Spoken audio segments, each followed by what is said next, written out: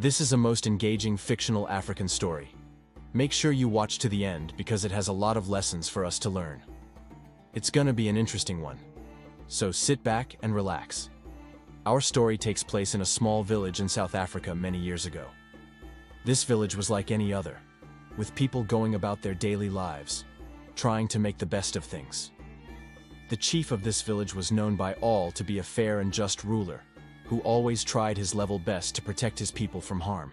One day, as the chief was relaxing in his hut after a long day of ruling, he heard some commotion outside. He went outside to find out what was happening, and that's when he saw two men dragging a young boy towards his hut.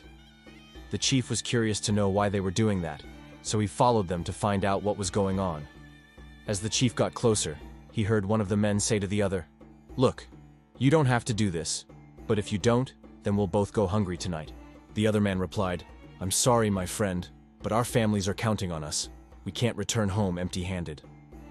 They came to a stop in front of the chief's hut, and the chief could no longer contain himself. He stepped out from behind the tree and asked them what they were doing. The men jumped in surprise and quickly explained to the chief what was happening. They told him that they had found the young boy stealing mealie cobs from the village storehouse. As evidence, they showed the chief the stolen mealie cobs. The chief was very disappointed in the boy and asked him why he would steal food when he knew it was wrong. The boy lowered his head in shame and said that he only did it because he was hungry. One of the men said to the chief, "My lord, this boy has been caught stealing. I think it's only fair that we punish him so that he learns not to steal again." The chief thought for a moment. He didn't want to be too harsh on the boy, but he also had to make an example of him so that other people in the village wouldn't steal as well. Finally, he said, "I agree that this boy must be punished, but I don't believe that punishing him will stop him from stealing again. Instead, I have another idea." The men were curious to hear what the chief had in mind, so the chief told them to take the boy with them to the river. There, he instructed them to tie him up on the bank and leave him there until the next morning. The men were confused, but they followed the chief's instructions without question. When the boy woke up in the morning, he found himself alone on the bank of the river with no one around him. He struggled to free himself from the rope, and as soon as he did, he ran away as fast as he could. He ran through the village, not knowing where he was going. He ran past the village square, past the huts of his friends and family, and further away from the village.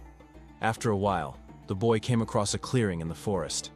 He sat down on a nearby rock to rest, and that's when he heard a voice saying, "Hello there." The boy jumped in surprise and turned around to see who was there. He saw an old woman sitting on a log. The boy quickly apologized for being rude and asked the woman if she knew where he could get some food. The woman smiled and said that she could help him, but in return, he would have to do something for her. The boy readily agreed and asked what he could do for her. The woman told him to bring her some water from the river, so that's what he did. When the boy returned with the water, the woman gave him some corn to grind. She told him to go to the nearby stream and use its flowing water to grind the corn into flour. The boy did as he was told and returned the ground corn to the woman.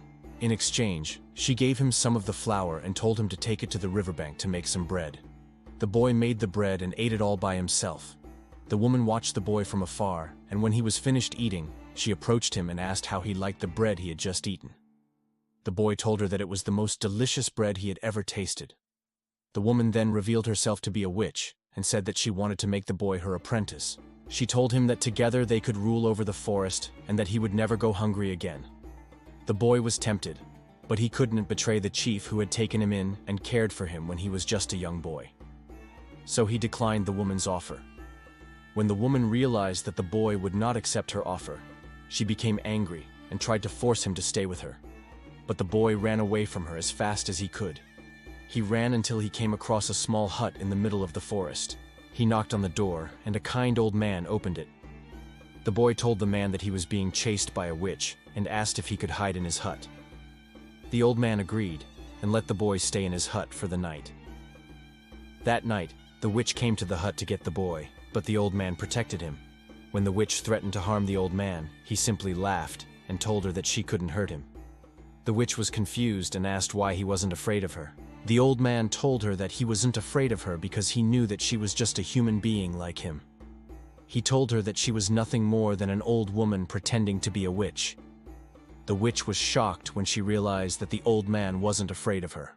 She ran away, never to be seen again. When the sun came up the next morning, the boy thanked the old man for protecting him and asked if he could stay in the hut with him. The old man agreed and took the boy in as his son. They lived in the hut together for many years, and the boy learned many valuable lessons from his adoptive father. One day, the boy told his adoptive father that he wanted to return to the village and see how his people were doing. The old man agreed, but warned the boy to be careful. He told the boy that the people in the village might not be as kind to him as he was. The boy promised to be careful and set off for the village. When the boy arrived in the village, he was surprised to find that it had grown and prospered in his absence.